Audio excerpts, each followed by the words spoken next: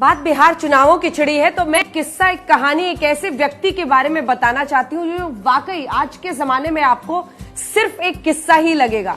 यकीन करना मुश्किल होगा कि कोई मुख्यमंत्री, और वो भी एक बार नहीं दो बार, दूसरे उप मुख्यमंत्री और 2 बार मुख्यमंत्री रहे एक ऐसे नेता की एक कहानी है जो रिक्शा पर चलते थे। जब उनका निधन हुआ तो पटना तो छोड़िए, अपने पैतृक गांव में उनके पास एक मकान नहीं था जो विरासत में वो किसी को देते। ऐसी सादगी, ऐसी ईमानदारी का नाम थे कर्पूरी ठाकुर। आज जब आप देखते हैं कि करोड़ों रुपए चुनाव में बहाए जाते हैं, प्रचार में खर्च होता है, पार्टी का फंड होता है, इन सब से बिल्कुल दूर अलग अंदाज में वो अपनी पॉलिटिक्स करते थे। और उनका गुणगान सिर्फ इसलिए होता है क्योंकि उनकी ईमानदारी और सादगी की ऐसी ऐसी मिसालें हैं कि ये वाकई आज के जमाने के लिए किस्सा कहानी ही है। तो आपको बताती हूं, मुख्यमंत्री 2 बार बने। एक बार उनका चयन हुआ एक ऐसे प्रतिनिधि मंडल में शामिल होने के लिए जिसे ऑस्ट्रिया जाना था। अब उनके पास कोट नहीं, दोस्त से कोट मांगा। दोस्त ने जो कोट दिया उसमें जरा फटा हुआ था। अब ऑस्ट्रिया गए और उसी के साथ वो शामिल हुए। वहां पर कहा जाता है कि यूगोस्लाविया के जो शासक थे मार्शल टीटो, उन्होंने देखा वो फटा हुआ कोट और फिर उन्हें एक नया कोट गिफ्ट किया। ऐसी सादगी, ऐसा व्यक्तित्व।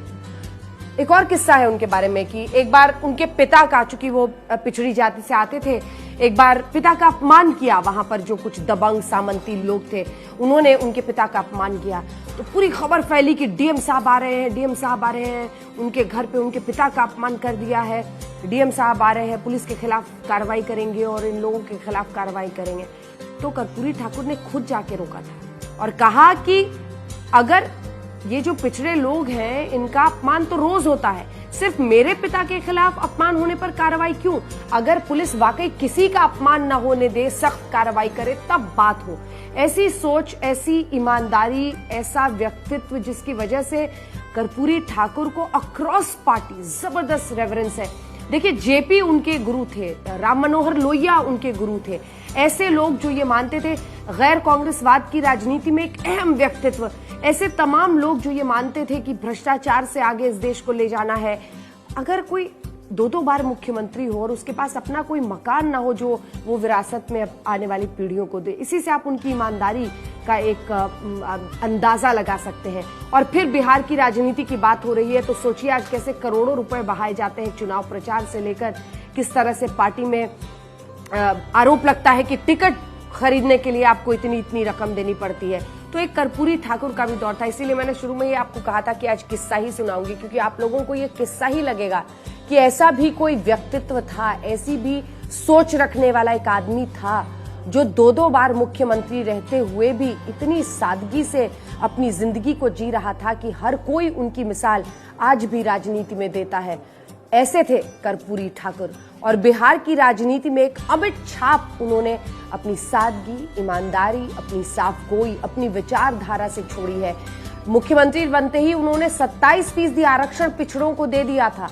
ये उनकी सोच थी क्योंकि उन्होंने उस गरीबी को, उन परेशानियों को, उस भेदभाव को इतने करीब से देखा था कि उनके अंदर वो जज्बा था।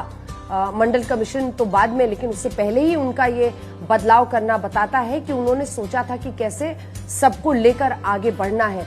लेकिन ये अलग बात है कि चाहे ये तमाम कदम नाकाफी ही साबित हुए हैं। आज भी कई बार लगता है कि क्या वाकई जिस बहारे की बात हो रही है वो हो पाया है, नहीं हो पाया है। लेकिन इतना जरूर है कि कर्पूरी ठाकुर एक ऐसी मिसाल है जिनको कम से कम हम और आप किस्सा गोई के ही जरिए, बातों के ही जरिए याद जरूर करें, ताकि भ्रष्टाचार मुक्त, ईमानदारी वाली राजनीति की भी पहचान, उसका चेहरा बने कर्पूरी ठाकुर को कोई बिहार की राजनीति में भुला न सके।